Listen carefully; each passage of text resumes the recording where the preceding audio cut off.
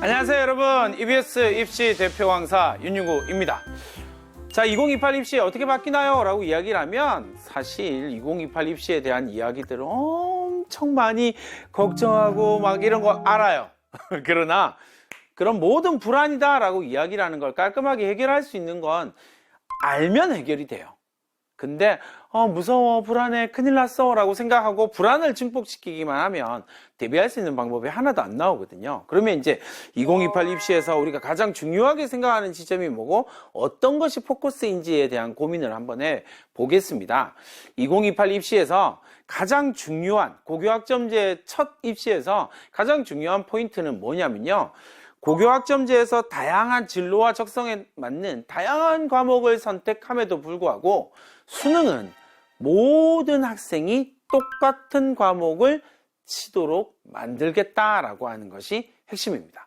그래서 통합형 과목 체계를 만든다라고 하는 것이 포커스인데, 이 통합형 과목 체계의 본질은 뭐냐면 선택 과목에 따라서 유불리가 없도록 만들겠다라고 하는 지점이에요. 그러니까 모든 학생이 똑같은 과목을 친다에 방점이 찍힌다라고 하는 걸 생각해 두시면 되겠습니다. 거기에 사회, 과학을 모두 다 시험을 봐야 된다라고 하는 것이 특징이 됩니다. 그러니까 잘 생각해 보자고요. 이전에 우리 사회에서 지금 고등학교 학생들은 수능 체계에 따라서 선택 과목을 정리를 할 때 어떻게 정리를 했냐면, 나는 이공계를 갈 거니까 이과만 쭉, 나는 인문계열을 갈 거니까 인문 과목만 쭉 이렇게 이야기를 했는데, 정말 통합이다라고 이야기를 해서 이공계 학생도 사회 과목을, 그리고 인문계열도 자연 과목을 선택할 수 있도록, 그래서 수능을 볼 수 있도록 만들었다라는 게 가장 큰 포인트입니다. 변화 포인트가 조금 크긴 해요. 그러나 잘 생각해야 됩니다. 이건 통합사회, 통합과학이라고 하는 고등학교 1학년 때의 과목을 수능을 보겠다라는 거예요. 되게 단순하게 생각하면 이런 이야기가 가능해지겠죠? 고등학교 1학년 때 배웠어요. 그런데 2학년, 3학년 때 조금 더 심화된 과목을 배우고 조금 더 똑똑해졌어요. 그런데 수능은 1학년 통합사회, 통합과학을 치게 된다는 거예요. 상대적으로 쉽게 느껴질 수밖에 없어요. 물론 언론에서 막 불안을 자극하는 모든 이야기에서 하는, 공통적으로 하는 이야기가 뭐냐면, 이과 애들 큰일 난 거야, 너네들 이제 사회 해야 돼. 문과 애들 너네 큰일 났어, 과학 해야 돼, 너 어떡할 거야, 막 이렇게 이야기를 하는데, 실제로는 그만큼의 파급 효과를 가지는 건 어려워요. 왜냐하면 통합사회, 통합과학이기 때문에. 고등학교 1학년 때 과목이거든요. 그래서 전체로 봤을 때는 5과목을 수능을 보게 됩니다. 국어, 미적분, 영어, 통사, 통과, 이렇게 5과목을 보게 되는데, 또 다른 포커스가 되는 지점이 어디냐면 수학이에요. 사실 국어나 영어 같은 경우는 지금 수능 체제와 큰 차이가 없습니다. 그런데 수학은 미적분이라고 하는, 미적분과 기하라고 하는 과목이 수능 과목에서 빠지면서 조금 큰 변수가 만들어진 거예요. 그러니까 수능 과목은 대수, 미적분 1, 확률과 통계 3과목이 되는데, 대수는 지금 고등학생들의 입장에서 보면 수원이고요. 미적분 1은 지금 고등학교 입장에서는 수2라고 하는 과목이에요. 그러니까 원래 지금 현재 고등학교 입장에서는 수원, 수2, 확률과 통계라고 하는 과목 3과목은 어떤 과목이냐면 인문계열 학생들이 배우는 과목이에요. 그럼 미적기하는 자연계열 학생들이 배우는 조금 분량도 많고 어려운 과목들이란 말이에요. 그러니까 미적기하가 빠졌다라는 말은 무슨 의미냐면 수능 수학의 난도가 조금 이전에 비해서 낮아질 수 있다라는 이야기예요. 왜냐하면 수원, 수2, 확률과 통계로 40만 명의 학생을 이제 줄을 세워야 되는 거거든요. 그래서 이 부분이 조금 큰 변수로 다가온다라는 사실을 꼭 기억하시면 되겠습니다. 그래서 고민하지 말고 깔끔하게 정리합니다. 5과목이고 생각보다 수능은 쉽게 출제될 것이다. 우리가 고민하고 염려하는 거하고는 조금 다르다라고 하는 부분을 기억하시면 되겠습니다. 얼마 전 교육부에서 드디어 통합사회 예시문항을 냈습니다. 통합과학 예시문항도 냈어요. 그러면 이제 통합사회 예시문항이다 라고 이야기를 하는 걸 보면 통합사회, 사회 영역에 크게 이야기를 하면 일반 사회, 그리고 한국지리, 그리고 윤리 영역이 있거든요. 역사 영역, 한국사는 따로 빠졌으니까 세 개의 영역을 융합해서 시험 문제를 내겠다라고 생각해서 예시문항을 했는데, 그 예시문항을 살펴보니 대체로 크게 어렵게 나오지 않았다.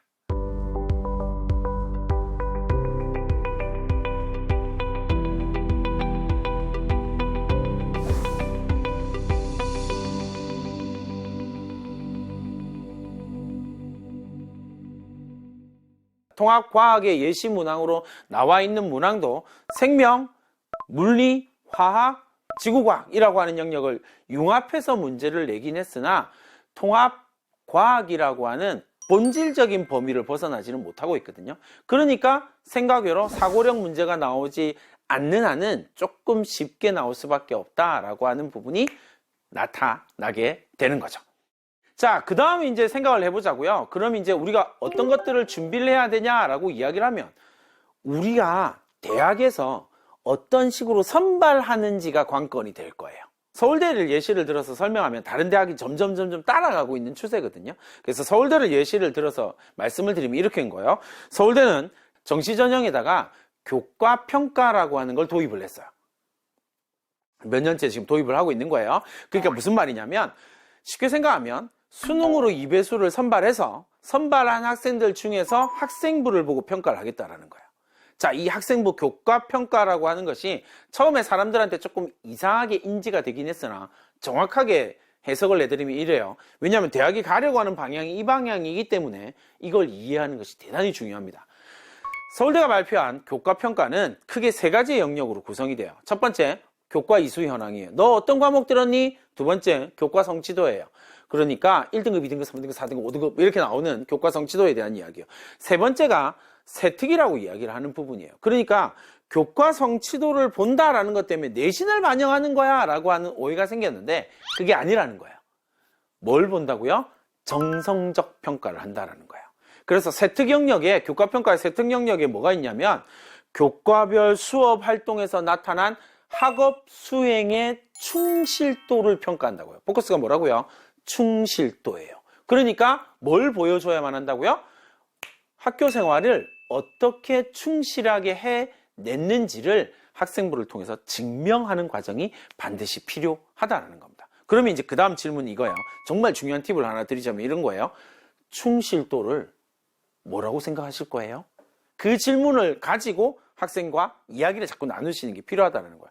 충실도는 사람마다 다르게 평가되거든요. 그래서 그 부분에 대한 공부를 하시는 것이 반드시 필요하다. 더불어서 서울대를 자꾸 말씀드리는 이유는 서울대가 이런 2028 입시 전형에서의 변화를 주도해 가고 있는 대학이기 때문이기도 해요. 그래서 그 부분에 대한 오해는 없었으면 좋겠고요. 서울대가 시작한 교과평가는 고려대도, 그리고 연세대도, 그리고 기타 다른 대학, 주요 대학들도 점점 따라하고 있는 추세입니다. 그러니까 그런 부분에 대해서 확실하게 정리를 하고 갈 필요는 있을 것 같아요.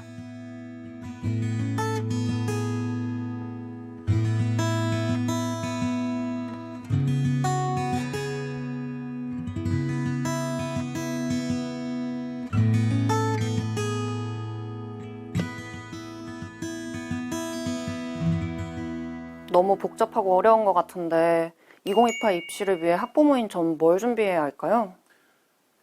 2028 입시가 조금 어렵게 느껴지는, 복잡하게 느껴지는 이유는 조금 덜 접해봐서 그래요. 그래서 확실하게 공부를 하면 명확하게 해야 할 일이 나옵니다. 그 부분은 제가 확실하게 짚어드릴게요.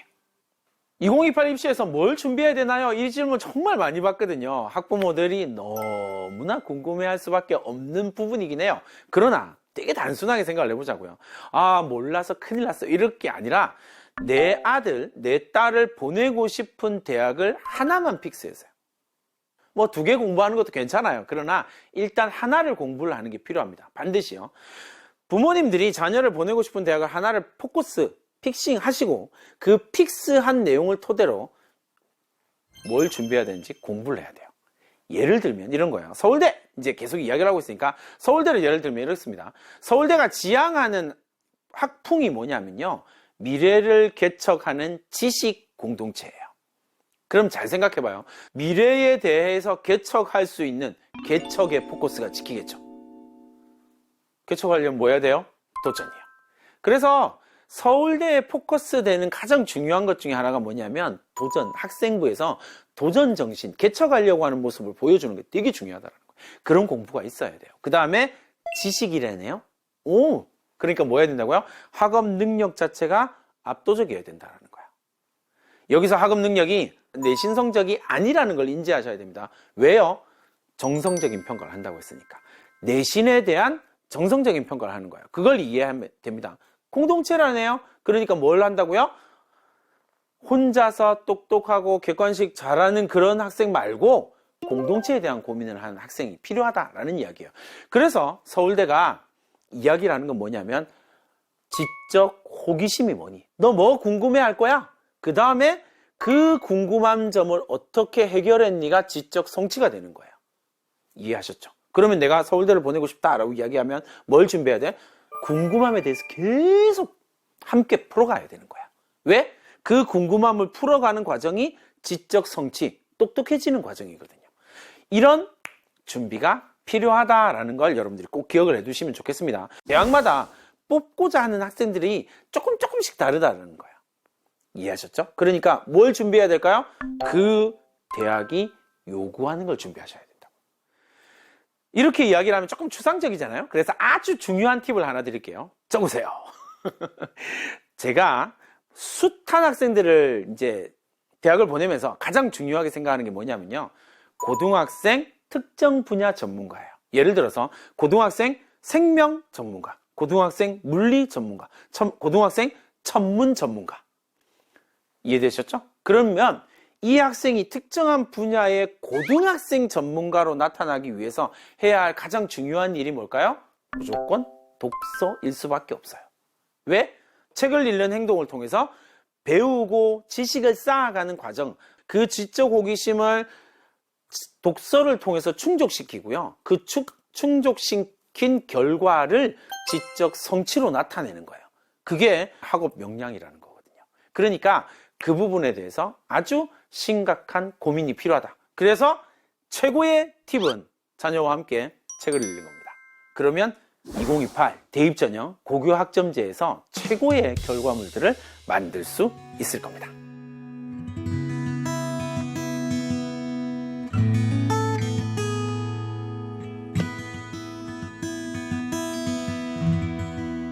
그럼 대학의 선발 방식이 바뀌나요? 어떻게 바뀌는 걸까요?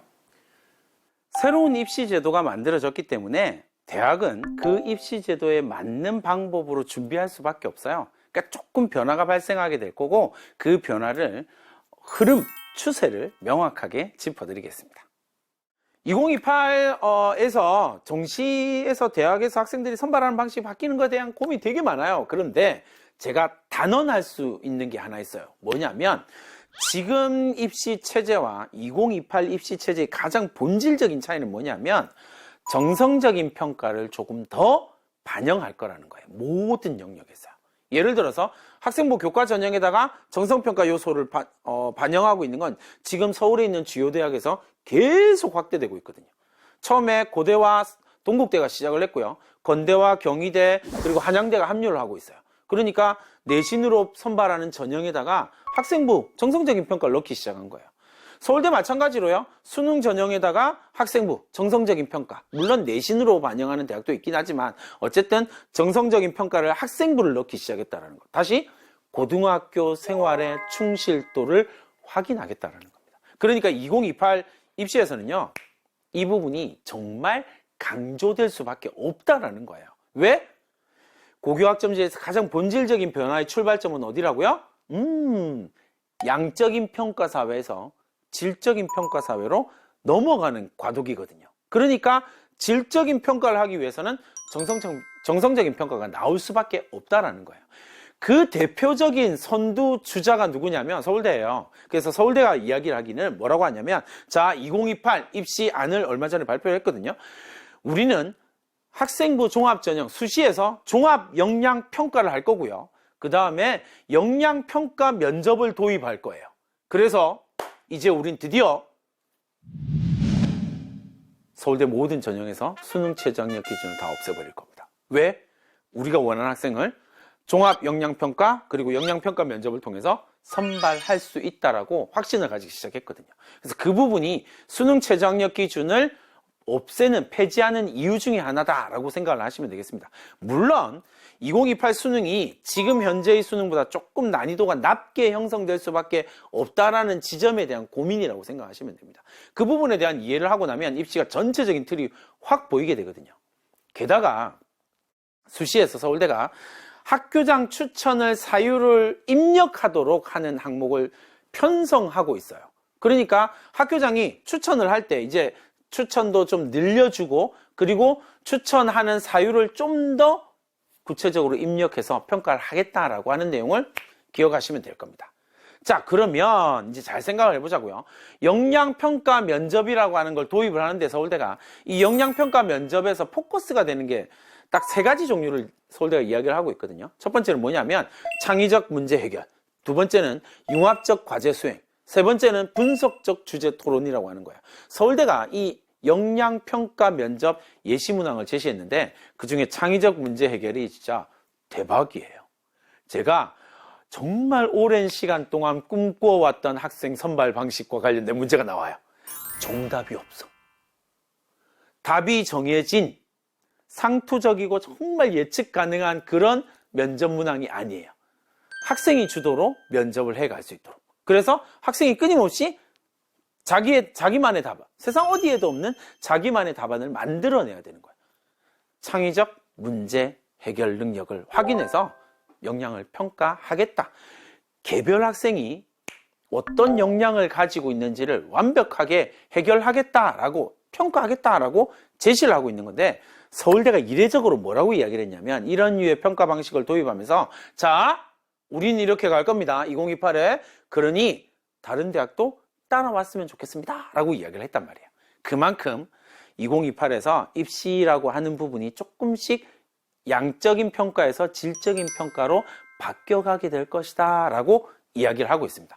더불어서 서울대가 이야기한 가장 중요한 포커스 중에 하나가 뭐냐면요. 정시 전형을 줄이는 방향으로, 정시의 비율을 줄이는 방향으로 가겠다라는 거예요. 어떻게 하겠다고요? 학생부 종합 전형 수시를 확대하겠다는 거죠. 이런 방향으로 서울에 있는 주요 대학들이 다 움직이게 될 겁니다. 그렇다면 우리가 해야 할 가장 중요한 일은 뭐죠? 실질적인 학생의 역량을 키워낼 수 있는 고민을 하셔야 돼요. 학원을 열심히 보내고 문제 푸는 기계 만들고 이게 이제 2028부터는 아주 큰 한계에 부딪힐 수밖에 없다라는 걸 꼭 기억하시고요. 다양한 방면에 다양한 역량을 키울 수 있도록 지속적으로 질문하고 지속적으로 대화하는 부모가 되면 반드시 2028 입시에서 성공할 것으로 확신을 합니다.